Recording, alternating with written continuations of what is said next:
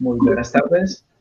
Dando continuidad a los temas de enfermedades infecciosas en pediatría, me permito presentar a la doctora Jenny Lorena Garcés Gómez, quien es residente de segundo año de pediatría de la Universidad Libre Seccional Cali, y en el día de hoy nos va a ilustrar acerca de endocarditis infecciosa en pediatría.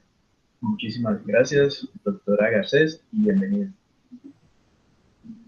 Buenas tardes, doctor. Buenas tardes a todas las personas que están conectadas. El día de hoy les compartiré una revisión de una entidad poco frecuente en niños previamente sanos. No obstante, pues no es rara su ocurrencia en niños con ciertas cardiopatías congénitas, ya estas hayan sido intervenidas o no, o en pacientes post-trasplante o en pacientes que estén inmunodeprimidos.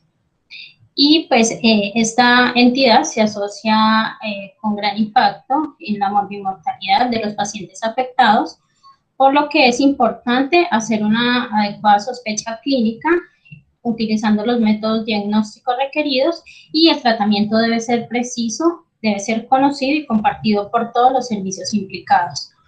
Por esta razón, pues es importante realizar una actualización sobre endocarditis infecciosa.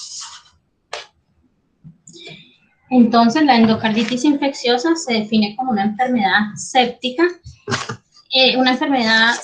sistémica que acompaña la generación de vegetación que contiene agregación bacteriana en la válvula, endocardio e íntima de grandes vasos, llevando a varios síntomas clínicos como bacteremia, embolización y trastornos cardíacos. La podemos clasificar de acuerdo al tiempo de duración en aguda y subaguda. Hablamos de una endocarditis infecciosa aguda cuando tiene un periodo de duración menor a 6 semanas. Generalmente los cursos son fulminantes y rápidos. Y los microorganismos más frecuentes relacionados con esta entidad tenemos el Staphylococcus aureus, el Streptococcus pyogenes y el Streptococcus pneumoniae. Y se presenta en niños sin antecedente de cardiopatía congénita previa. Y para hablar de endocarditis infecciosa subaguda, es aquella que cursa con un periodo mayor a 6 semanas. El curso va a ser más larvado y se relaciona generalmente con eventos trombóticos. Y el agente más frecuente es el Streptococcus viridans. Entonces, para hablar de la fisiopatología de endocarditis infecciosa, se debe tener en cuenta que el principal mecanismo para la producción del trombo es el daño endotelial. Y el daño endotelial se puede ocurrir cuando el flujo sanguíneo alcanza una alta velocidad que se produce a través de una válvula cardíaca, ya sea estenótica o insuficiente. O también cuando ocurre el fenómeno Venturi, cuando hay paso de sangre de una cavidad de mayor a menor presión. Entonces, esto lo que va a crear pues, es la lesión endotelial. Y también se puede dar, y aquí se va a formar pues, el trombo no infectado cuando ocurre el daño endotelial. Entonces, las vegetaciones van a estar formadas pues por hematíes, puede estar depósitos de fibrina, y ya posteriormente lo que va a ocurrir es una colonización del trombo, ¿sí? Entonces, la colonización del trombo se puede dar, puede producir cuando hay una bacteremia y que posteriormente pues, va a predisponer a que ese trombo no infectado se colonice. Y ocurren ciertos eventos que van a estar relacionados pues, con la colonización de estos trombos, y principalmente los eventos más relacionados vamos a tener las extracciones dentales, que estas me van a tener hemocultivos positivos en un 30 o un 65%, y los microorganismos frecuentemente que van a estar predominantes van a ser los estreptococos. También vamos a tener pacientes que tengan antecedentes de amigdalectomía con un porcentaje del 28 al 38% de hemocultivos positivos, y los microorganismos principales van a ser los estreptococos y el Haemophilus influenzae. También en pacientes que se hayan hecho procedimientos como sigmoidoscopia o colonoscopia, ya con una positividad de hemocultivos más baja, de 0 a 9.5%, y los gérmenes implicados van a ser los enterococos y bacterias gram negativas. Y también podemos ver que procedimientos como broncoscopias o intubación orotraqueal no se ha relacionado con endocarditis infecciosa. Aquí vemos una imagen de anatomía patológica donde en una válvula cardíaca se forma un trombo y por el daño endotelial producido y va a tener pues colonización bacteriana o viral o por hongos. Y este trombo también lo podemos ver en el ecocardiograma.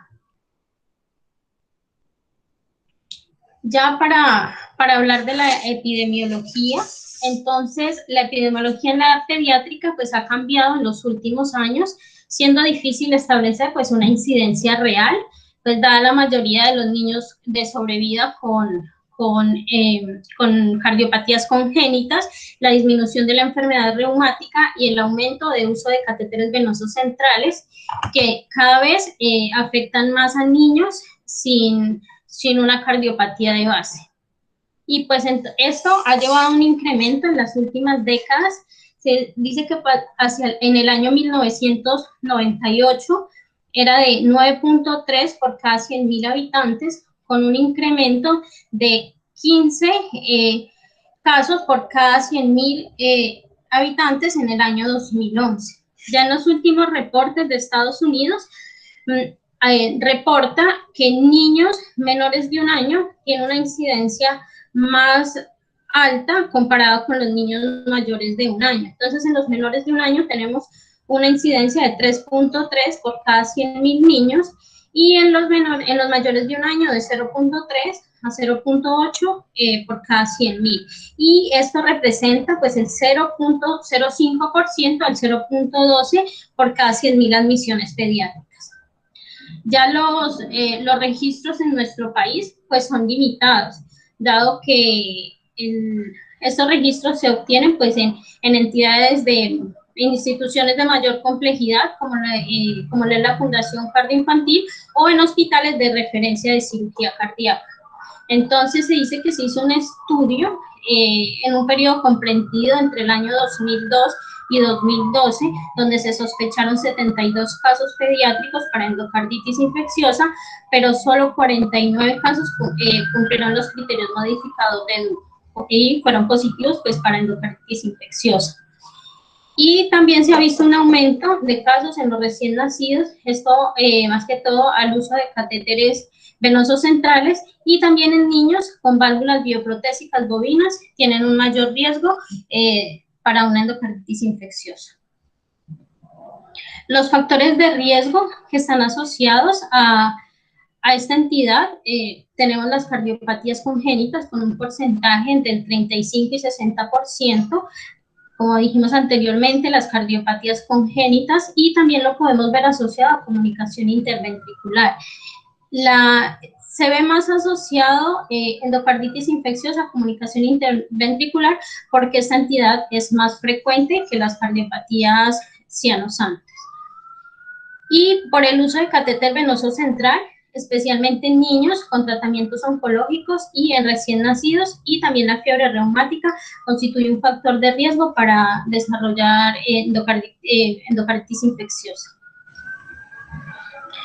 Entonces, las manifestaciones clínicas son muy variadas en esta entidad, pero los síntomas principales que van a predominar va a ser la fiebre en un 90%. También podemos tener anorexia, malestar general, se pueden presentar artralgias, se pueden presentar disfunciones neurológicas, y al examen físico podemos encontrar esplenomegalia, petequias, fenómenos embólicos. Y ya signos más específicos podemos encontrar los nódulos de Odler, las lesiones de Jenny Way, y las lesiones de ROR. En los niños, las manifestaciones clínicas más frecuentes pues van a ser los nódulos de Osler, que estos van a ser como depósito de material puede tener formación de inmunocomplejos o de neutrófilos. Y ya las lesiones de Jenny Way principalmente se van a presentar en las extremidades, en las manos o en los pies, sí, a nivel periférico, y estos van a ser émbolos sépticos. Y las lesiones de ROR pues van a ser lesiones que se van a presentar en la retina y puede estar asociada a hemorragias. Es importante tener en cuenta cuáles son los hallazgos de laboratorios más frecuentes en los niños, ¿sí? Entonces, lo que va a predominar los hallazgos de laboratorio van a ser los hemocultivos positivos con un porcentaje del 87%, la velocidad de sedimentación globular puede estar elevada también con un porcentaje del 80%. Estos niños también pueden presentar anemia, el factor reumatoide puede estar elevado en un 38% y también hay niños que pueden presentar hematuria. Entonces, ¿cómo hacemos el diagnóstico?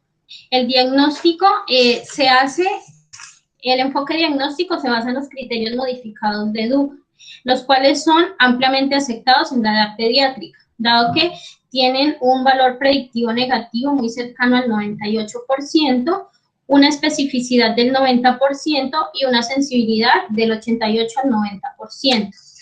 Entonces, podemos tener un caso confirmado, posible o descartar endocarditis infecciosa. Entonces, cuando hablamos de un caso confirmado, debemos tener tanto criterios histológicos como criterios clínicos. Entonces, los criterios histológicos es la demostración de microorganismos, ya sea en el cultivo o en el examen histológico de una vegetación o la muestra de un acceso intracardíaco y que aislemos un microorganismo. O lesiones patológicas de las vegetaciones o accesos, confirmado por examen histológico que muestre endocarditis activa.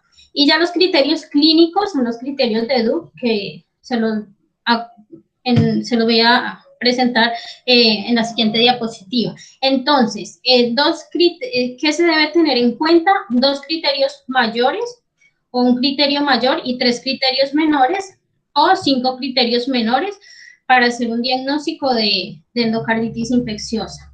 Y cuando estemos ante un posible caso de endocarditis infecciosa, pues solamente va a ser con hallazgos clínicos, ¿sí? No vamos a tener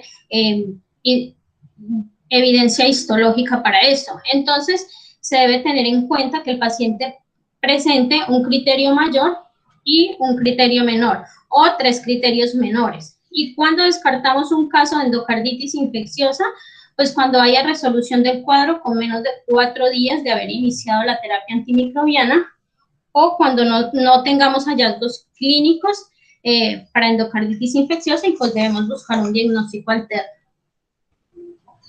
Entonces, estos son los criterios mayores de Duke que vamos a tener.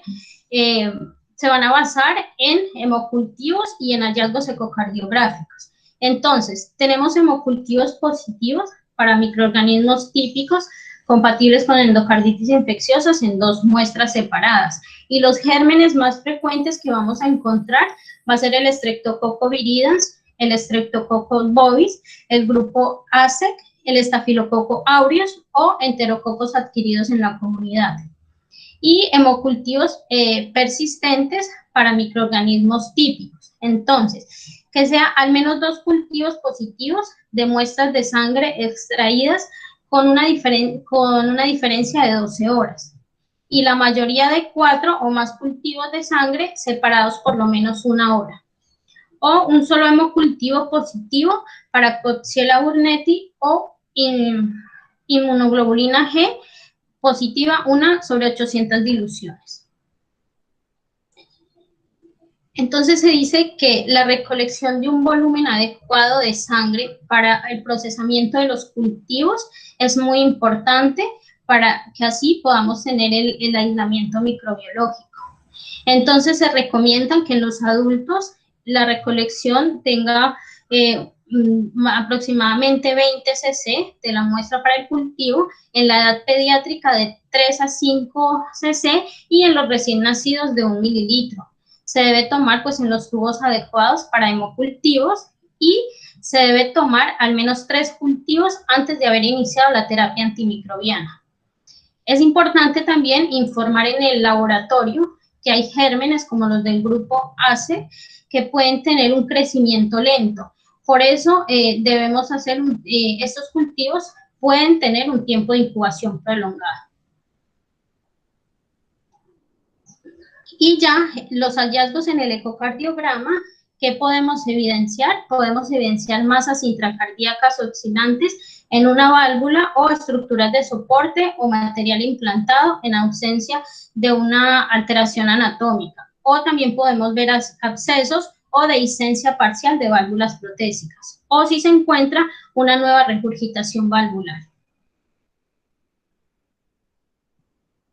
Y ya los criterios menores de Duke, pues podemos ver pacientes que tengan predisposición, como por ejemplo pacientes que hayan sido sometidos a amigdalectomías, pacientes que hayan sometidos a alguna extracción dentaria, o pacientes que tengan antecedente previo pues de fiebre reumática o que hayan cursado o que tengan cirugías cardíacas o reparación de válvulas o que tengan válvulas protésicas.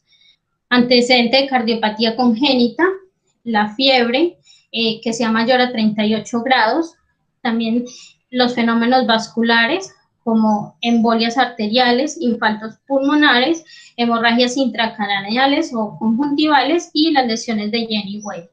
Y fenómenos inmunológicos como glomerulonefritis, los ganglios de Odle y las manchas de Roth y factor reumatoideo.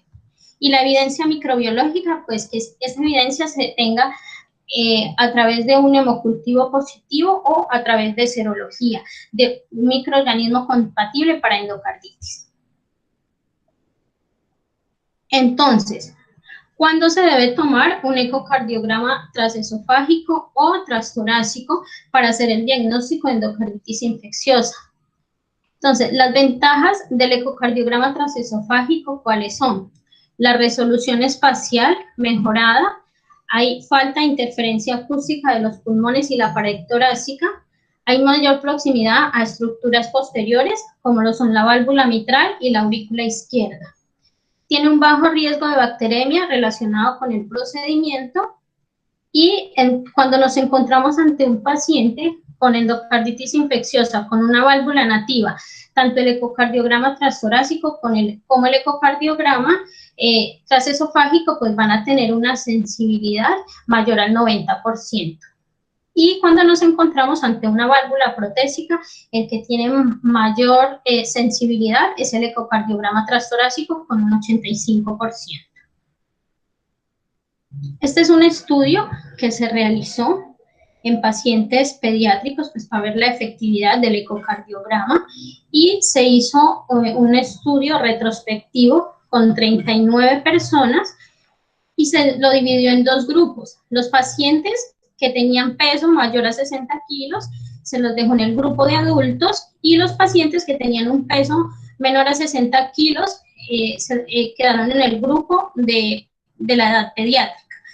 Entonces, la conclusión de este estudio fue que el ecocardiograma transtorácico tiene un rendimiento del 97% en la edad pediátrica y el ecocardiograma y en la edad adulta tiene un rendimiento del 70%. O sea que en la edad pediátrica pues es más recomendado el ecocardiograma transtorácico, siempre y cuando sea de válvula nativa. Entonces, en conclusión, pues que debido a la sensibilidad variable entre los estudios, un estudio negativo no me va a descartar esta entidad, especialmente cuando haya material protésico. Entonces, ¿en qué momento tomar un ecocardiograma transesofágico? Cuando tengamos una alta sospecha de endocarditis y un ecocardiograma transtorácico negativo. Un ecocardiograma transtorácico subjetivo de endocarditis infecciosa y antecedente de reemplazo o reparación de válvulas. Cuando las ventanas ecocardiográficas transtorácicas sean subóptimas o cuando tengamos sospecha de extensión perivalvular de la infección. Entonces, ¿qué podemos hacer cuando un cultivo es negativo?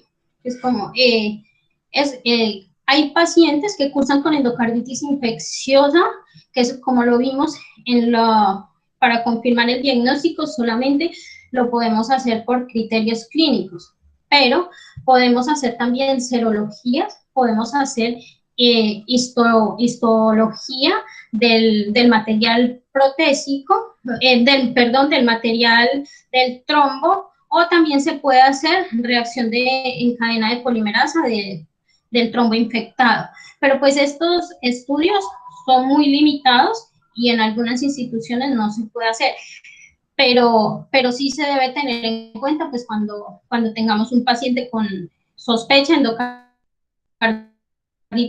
infecciosa, pero con cultivos negativos. Otras imágenes que podemos solicitar es el angiotat, que tiene una sensibilidad del 93% y una especificidad del 88%. Y otra es el PET scan, que tiene una alta sensibilidad y una alta especificidad, que se aproximan las dos al 100%. Entonces, ¿cuáles son los agentes etiológicos más frecuentes en la endocarditis infecciosa? Tenemos el estreptococo, y dentro de estos el estreptococo viridans. Tenemos también los enterococos. Tenemos el estafilococo aureus con un porcentaje de 23.8%, y ya con más baja incidencia tenemos las infecciones por hongos y los bacilos aerobios gram negativos. Bueno, ya para hablar del tratamiento de la endocarditis infecciosa, este debe ser un manejo multidisciplinario donde debe participar el pediatra, el infectólogo pediatra, el cardiólogo y el cirujano cardiovascular en caso de que se requiera manejo quirúrgico. El tratamiento de elección son los antibióticos bactericidas, pues porque estos van a actuar directamente sobre la bacteria. La terapia siempre debe ser endovenosa, no se ha demostrado evidencia de terapia oral en los niños. Y la terapia en casa, en que se debe pensar pues para hacer la consolidación del tratamiento, pero no se puede hacer en todos los niños. Se debe, pues si existe la posibilidad de hacerlo, el paciente debe estar estable, no debe haber presentado fiebre, los homocultivos de control deben ser negativos y tener un bajo riesgo de una complicación no fúngica y que tampoco sea lactante. Se debe optimizar los parámetros de farmacocinética y farmacodinámica de los antimicrobianos, y la terapia debe ser prolongada en un periodo de 4 a 6 semanas. Y con respecto al efecto inóculo, pues se dice que el efecto de las altas densidades bacterianas pueden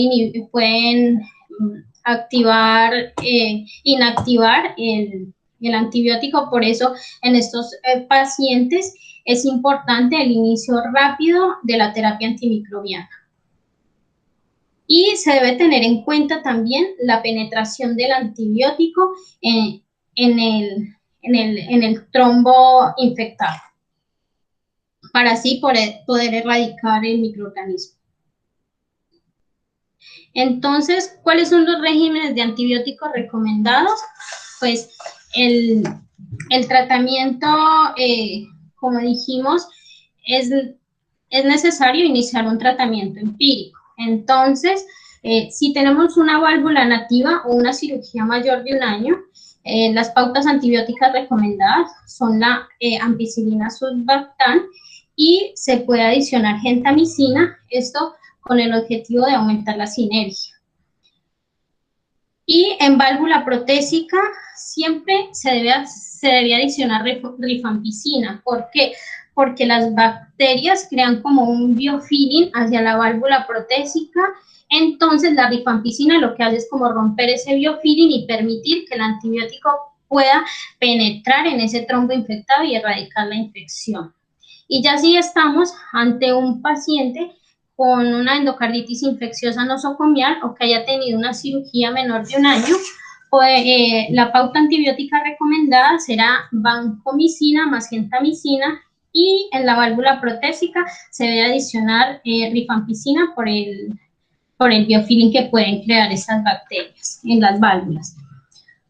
Y también se puede colocar cefepime o ceftazidime, que eso le van a servir para erradicar bacterias como las pseudomonas o bacterias multirogoresistentes como son las AMC o las BLE. Y cuando tenemos ya en el grupo de los estreptococos, incluido el Streptococcus viridans, cuando tenemos un MIC menor a 0.12 microgramos mililitro, entonces la pauta antibiótica recomendada es la penicilina cristalina y la ceftriaxona.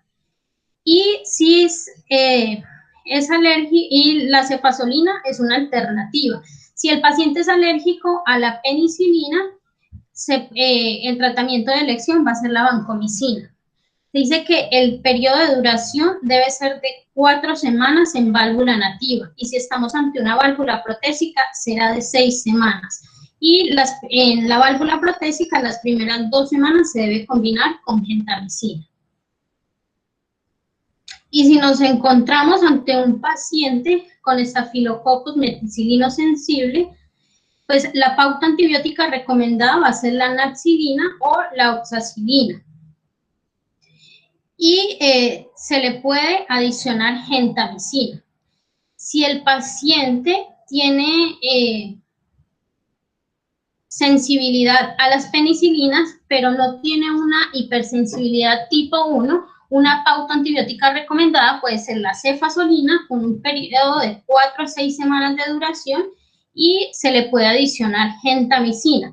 Pero si el paciente es alérgico a la penicilina con hipersensibilidad tipo 1, el tratamiento de elección va a ser la vancomicina con duración de 4 a 6 semanas. Y ya en los estafilococos meticilino resistentes, las pautas antibióticas recomendadas va a ser la vancomicina, y otra alternativa puede ser la daptomicina. ¿Y cuál es el papel de los nuevos antibióticos? Pues se ha visto que las cefalosporinas de 5ª generación cumplen una erradicación importante. Este estudio hablaba de la ceftarolina, principalmente en los Staphylococcus aureus meticilino resistente.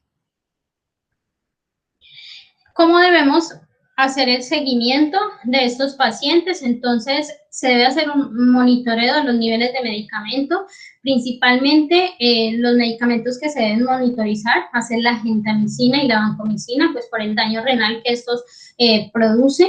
En la gentamicina, pues tenemos pacientes que tengamos con gentamicina, pues porque son terapias prolongadas, ya dijimos que era de 4 a 6 semanas, entonces se debe medir función renal, y en la vancomicina debemos medir los niveles de vancomicina.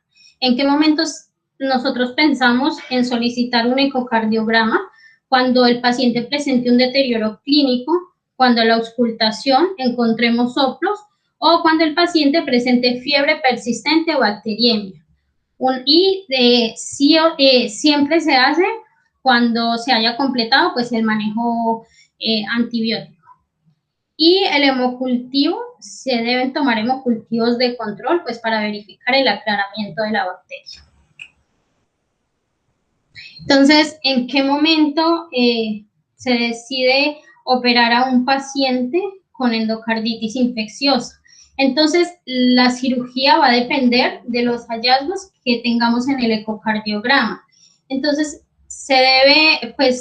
hay 3 se debe fijar pues en la vegetación, en la disfunción de la válvula y en la extensión perivalvular.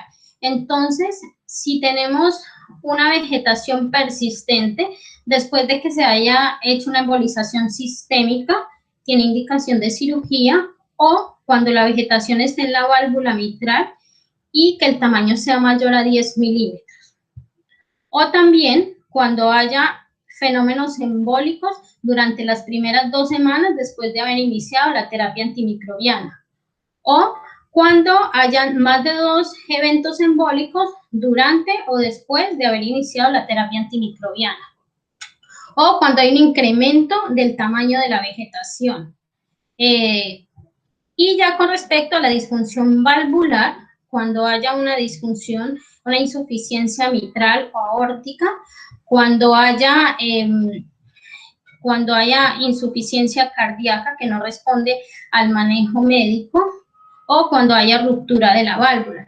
Y con respecto a la extensión perivalvular, pues es cuando haya una ruptura, una fístula de la válvula o dehiscencia de la misma. Y también cuando haya nuevos bloqueos cardíacos, o cuando haya una extensión pues, de este trombo o del acceso cardíaco. Y que se tenga la pauta antibiótica apropiada. Entonces, estos son los eventos en los que ya en conjunto, pues, cardiología, cirugía cardiovascular e infectología, pues, se han determinado y deciden en qué momento se debe operar al paciente.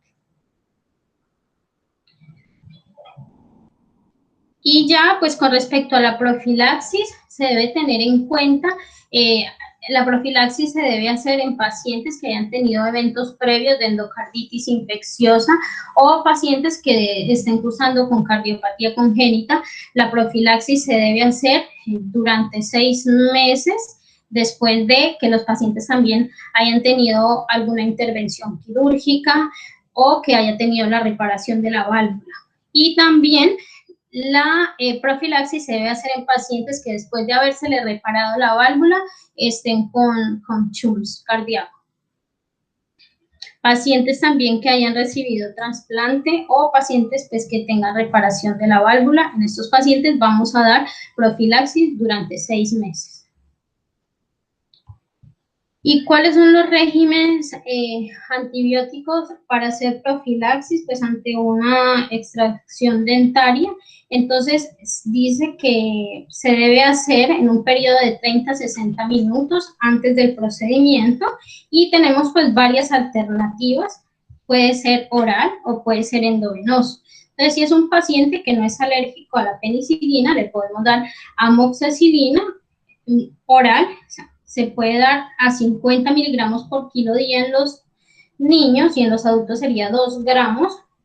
Y si no tenemos pues la alternativa oral, podemos dar ampicilina endovenosa en igual dosis.